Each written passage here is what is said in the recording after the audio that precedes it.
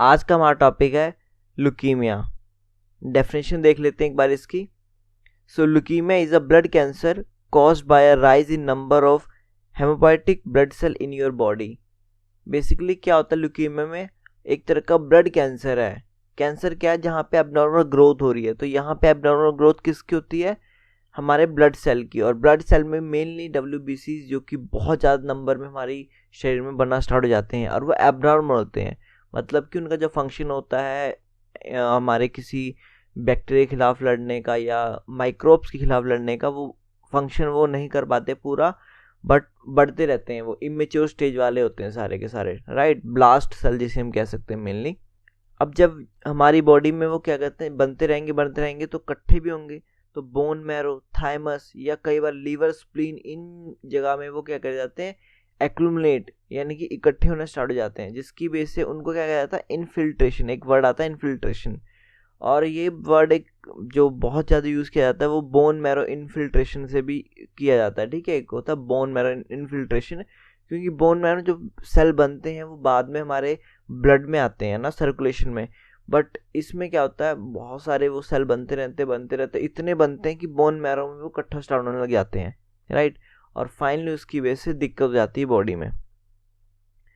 Types की बात कर लेते हैं। सो मेनली 2 टाइप्स होती हैं, एक होती है एक्यूट, एक होती है क्रोनिक, राइट। एक्यूट की बात करें तो एक्यूट 2 तरीके का होता है, जिसमें कि हमारे पास ALL एक्यूट लिम्फोब्लास्टिक ल्यूकीमिया है और एक्यूट माइलोइड ल्यूकीमिया है। वैसे क्रोनिक, सो क्रोनिक लिम्फोइड ल्यूकीमिया और क्रोनिक माइलोइड ल्यूकीमिया, राइट। सो सार क्या है, सार इतना है कि ल्यूकीमिया 2 तरह का होता है, एक्यूट और क्रोनिक। लिम्फोब्लास्टिक ल्यूकीमिया मतलब जिसमें कि लिम्फोसाइट इंक्लूड होंगे, और यहाँ पे क्रोनिक लिम्फोसाइट ल्यूकीमिया यहाँ भी लिम्फोसाइट इंक्लूड होंगे। और माइलॉइड में माइलॉइड सेल में क्या आएंगे, WBCs इंक्लूडिंग हमारे पर RBC भी और प्लेटलेट भी आ जाते हैं। वहीं क्रोनिक माइलॉइड में भी ये तीनों आ जाते हैं, जिसमें WBC हो गए हमारे, एक्सेप्ट फ्रॉम द लिम्फोसाइट। ठीक है, लिम्फोसाइट अलग पार्ट हो जाती है, अलग सीरीज निकल जाती है। माइलॉइड में हमारे पास WBC and RBC and platelet ये तीनों आ जाते हैं, राइट। आगे बढ़ने से पहले अगर आप डिप्लोमा या BSc मिलिट्री भी कर रहे हो, फर्स्ट सेकंड थर्ड ईयर में किसी में भी हो, सो आपके लिए बहुत ही इंपॉर्टेंट रहने वाला है कोर्स। सो इन केस अगर इसको ज्वाइन करना है तो नीचे वो व्हाट्सएप कर सकता है उनकी डिटेल जानने के लिए, राइट।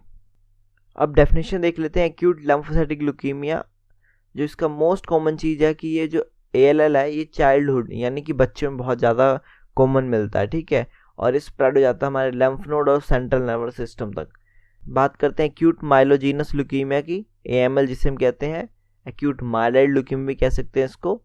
सो ये सेकंड मोस्ट कॉमन होता है चिल्ड्रन में, पर फर्स्ट कॉमन क्या होता है, acute lymphocytic leukaemia, right. Then उसके बाद ये अडल्ट में देखने को मिलता है हमें कॉमनली, ठीक है। बात करते हैं क्रोनिक लिम्फोसाइटिक ल्यूकीमिया की, ठीक है। क्रोनिक मेनली किस में होता है, अडल्ट्स में। एक्यूट मेनली होता है चिल्ड्रंस में और क्रोनिक होता है अडल्ट्स में, right. Some kind of CLL will be stable for year.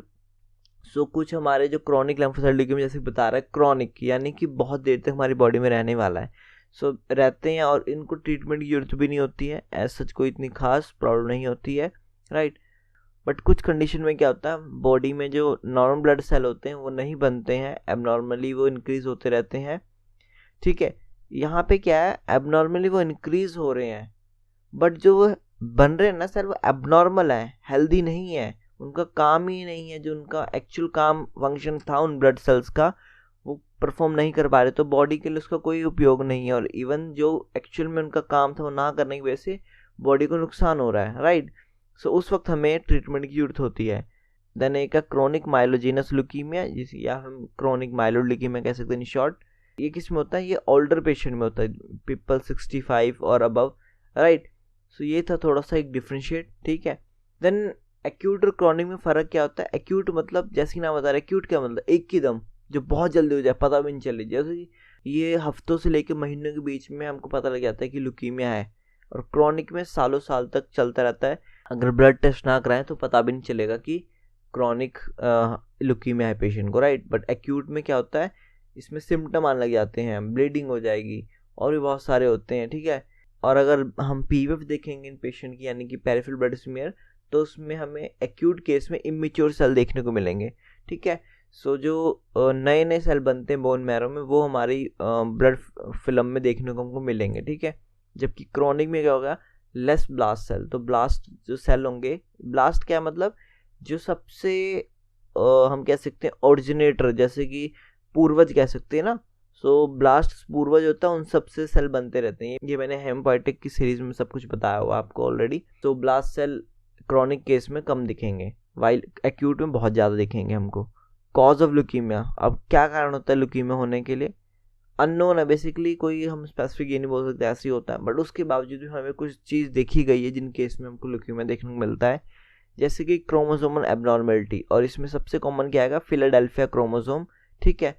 Then benzene exposure, सो ये केमिकल है बेंजीन एक्सपोजर, जिसकी वजह से हमको समटाइम कैंसर जैसी भी चीज़ देखने को मिलती है, और ल्यूकीमिया एक तरीके ब्लड कैंसर है ही है। देन कीमोथेरेपी रेडिएशन, अब जिन पेशेंट को कैंसर होता है उनको कीमोथेरेपी लगती है, यानी रेडिएशन वगैरह दी जाती है सो दैट वो सेल मर जाए। बट उस केस में क्या होता है, इंटरनल म्यूटेशन हो जाती है जीन्स की, और उसकी वजह से हमको फेस करना पड़ता है। बहुत सारी चीज़ें होती हैं, उसमें ल्यूकीमिया भी एक चीज़ है। अब सिम्टम की बात करें तो सब जगह का सिम्टम होता है, क्योंकि सिस्टमेटिक होती है और बॉडी में कुछ ना कुछ होता रहता है। अगर बात करें फिजियोलॉजिकल तो फैटीग यानी कि थकावट लगेगी, भूख नहीं लगती है, गले के आसपास जो लैम्फ नोड होते हैं वो स्वेल कर जाते हैं, लीवर स्प्लीन हमारे स्वेल हो जाएंगे, एनलार्जमेंट। क्यों? क्योंकि जो सेल बनेंगे वो अबनॉर्मल होंगे, और लीवर स्प्लीन सोचेगा कि ये तो खराब सेल है, वो उसको कैप्चर करेगा और उसकी वजह से वो बढ़ते रहेंगे उसका साइज।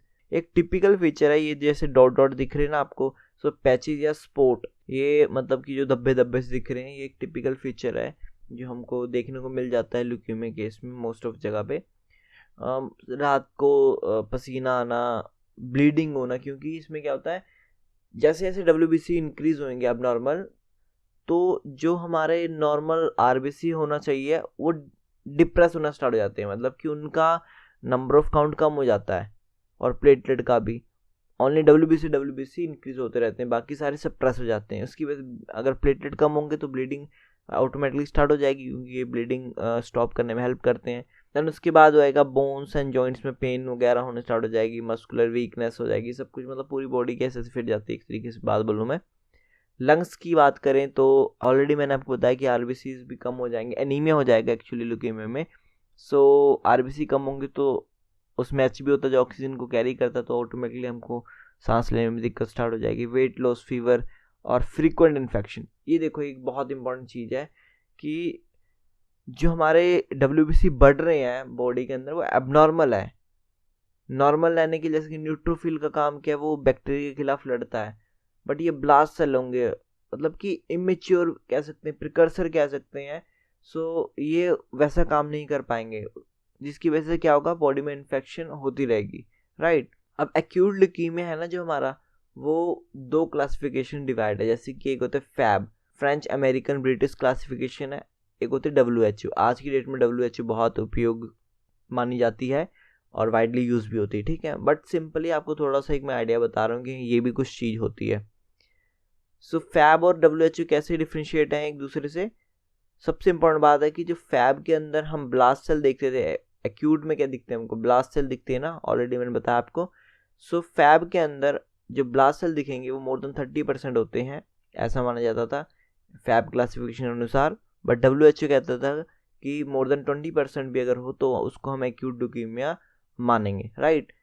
देन इन दोनों में एक डिफरेंस ये था कि जो फैब है वो कैसे आइडेंटिफाई करता था, मॉर्फोलॉजी के बेस में, कैसा उसका सेल का साइज वगैरह दिख रहा है, साइटोकेमिस्ट्री यानी कि सेलुलर स्ट्रेन वगैरह हो गई, इम्यूनोफिनोटाइपिंग, CD मार्कर वगैरह।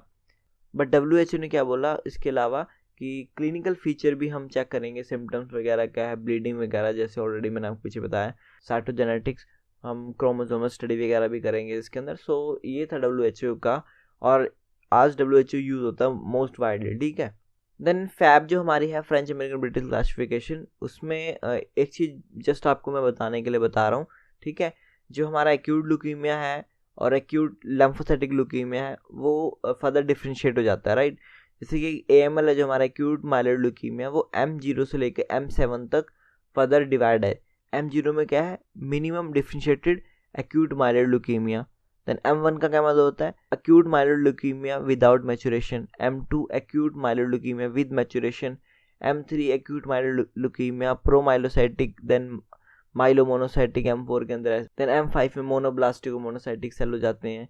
M6 जो इसकी कैटेगरी है उसमें इरिथ्रोलुकीमिया यानी कि इरिथ्रोसाइट जो बहुत ज़्यादा बढ़ने स्टार्ट हो जाएंगे, ऐसा लुकीमिया होंगे। M7 कैटेगरी में क्या आ जाएगा, मेगा कैरियोब्लास्ट बहुत सारे हो जाएंगे, यानी कि थ्रोम्बोसाइट अपने प्लेटलेट काउंट बहुत ज़्यादा बढ़ जाएगा हमारे इसमें। सो एक तरह का ये एक्यूट माइल्ड लुकीमिया के अंदर आ जाता है।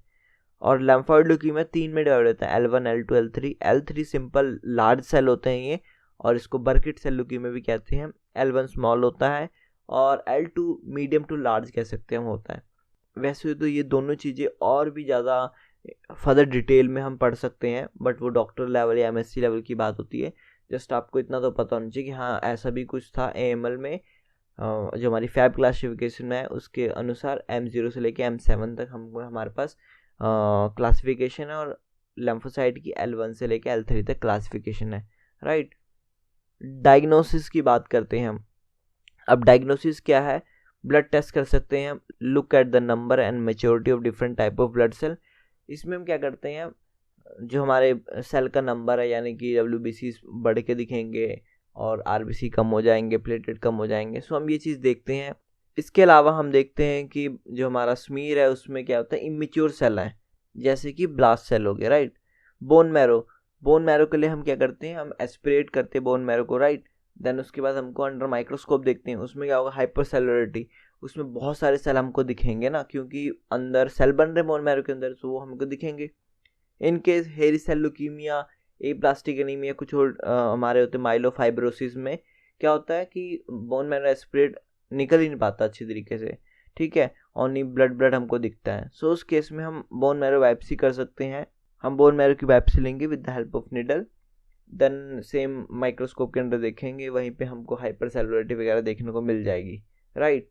ये एक अलग बहुत डीपली स्टडी है, इसको हम इतना नहीं देखने वाले, बट मैं थोड़ा आपको ओवरव्यू बता रहा हूँ। देन साइटोकेमिकल स्टेन होती है, राइट। हम जैसे स्पेशल स्टेन है जैसे कि MPO, myeloperoxidase, Sudan black B, ये क्या होती हैं, जो माइलोइड ल्यूकीमिया होती है उसमें पॉजिटिव होती हैं, और लम्फॉइड में ये हो जाती है नेगेटिव, राइट। देन इम्यूनोफिनोटाइपिंग, यहाँ पे हम CD मार्कर मेनली जो लेम्फोसाइट होते हैं उनको डिफ्रेंशिएट करते हैं कि T लेम्फोसाइट ल्यूकीमिया है या B लेम्फोसाइटिक ल्यूकीमिया है, राइट। जैसे T के लिए हम 1 2 3 5 ये CD मार्कर ही यूज़ करते हैं, B के लिए 19 20 23 B के लिए होते हैं हमारे CD मार्कर, राइट। सो ये थी ल्यूकीमिया के बारे में वीडियो। हो सकता है इसमें बहुत सारे आपने नए नए इंपॉर्टेंट पॉइंट सुने हो, सो वो आप नोट डाउन कर लेना। तब तक मैं मिलता हूँ आपको नेक्स्ट वीडियो में।